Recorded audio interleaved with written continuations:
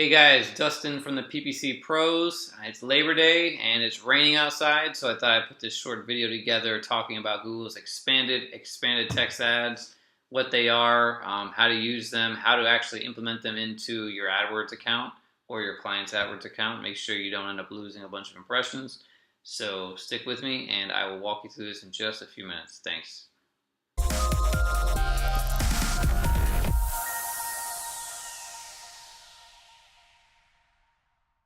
Alright guys, so here we are. It's Labor Day, like I said. Excuse the audio if it sounds a little echoey. I'm in a new office, new home office actually. And I don't have the acoustics worked out. I don't have my mic, none of that. So if it's a little bit echoey, I apologize. Keep this video short. I'm here in South Florida. It's raining like crazy. So I'm just sitting around here wondering what to do, and I remembered that we had the expanded text ads, and I hadn't done a video on it yet, so I thought I'd just bang this out for you guys real quick. What these are, if you look at the screen here, you can see an example of a client account, but an example for our purposes here today.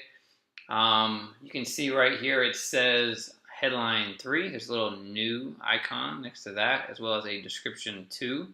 So what that does is it adds a 30-character headline and a up to 90-character description for you to use. Okay, so the way you want to use these varies, of course, based on your preference. But here's what I did for this example. You can see we're running an ad for a breast implant exchange deal, which is basically a special this surgeon was running for breast implant exchange. Save $500 on new implants, and then I added description 3, which I figured will add a little fear of missing out. Offer ends soon, don't miss out, right? So that's what I did there. You can see the example or the preview of the ad right here. Google's adding a pipe for that third headline, just like they do for the second headline. If you look here, they also tell you they could add it to, where is it? It will be separated by a pipe. On mobile devices, it may wrap to the second line of your ad. So in some cases, it may not look exactly like what you see right now, and it may not always show. So that's something to keep in mind. If you do create these ads, you don't see your third headline, don't freak out. It just may be like Google's not showing it. I'm going to actually pop up an example of one of these ads in just a minute. I found for a roofer, so it's actually an example of where the third headline does not show. Before we do that, description 2. What I usually recommend for ads in general is in your headline, use your strongest benefits. If you want to use a keyword, that's great. Just, it's always good to have keywords in ads for quality score reasons. Also, so people who are doing a search feel like they found what they were looking for. But I like to put the strongest benefits I can, if possible, in the headline. And then the description is kind of like secondary stuff that we can use to help sell or to help increase confidence people should click through or even convert, depending on what it is. So you can see right here we had some kind of text about the surgeon there, his certifications, board certified, and then I just threw this together here. It says, look and feel your very best this summer, boost your confidence and self-esteem. A little bit of an emotional play. We're talking about breast implant exchange, which, if you're not familiar with it, it's when somebody's got implants but they didn't come out kind of the way that they should, or they need to be replaced or repaired. I guess replaced. I don't know if you repair breast implants, but that's what this is. So boosting your confidence, self-esteem. Some people may feel a little awkward about not having the body that they wanted. So that's why I added that to the ad. So this ad will not run. This account's not active right now.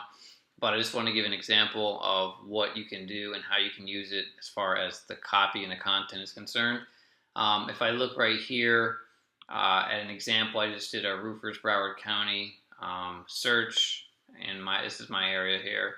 And you can see this second ad right here is using the expanded text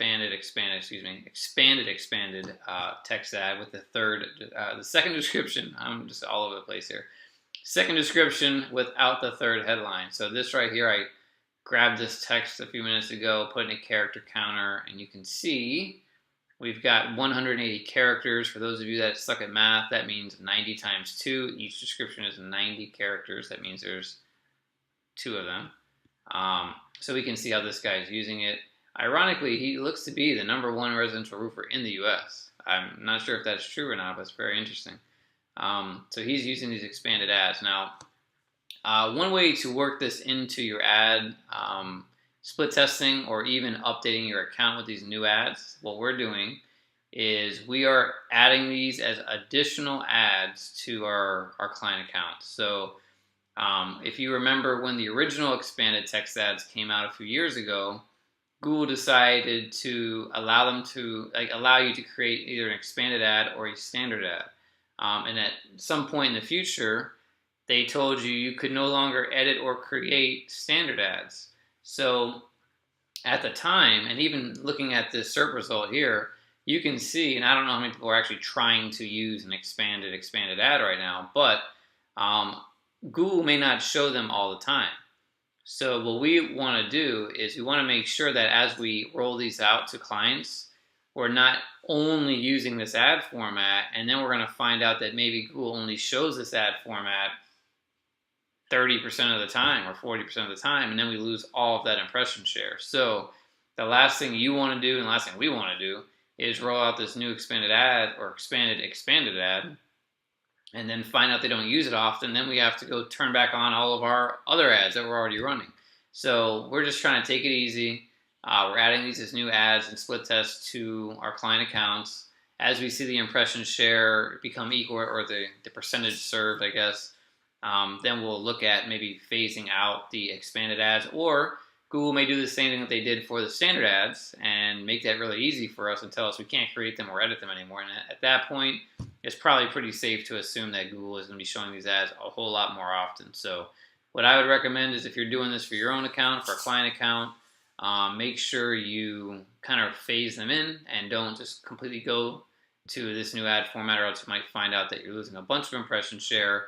And if you've got dozens of accounts and dozens of clients like we do, then the last thing you want to do is have to update all those accounts with the old format you just probably paused. So that's what I would recommend. So hope this video has been helpful. Hope you're enjoying your Labor Day. Thanks for watching. If you have any questions, post them in the comments below. And thanks for checking us out on YouTube. Take care, guys.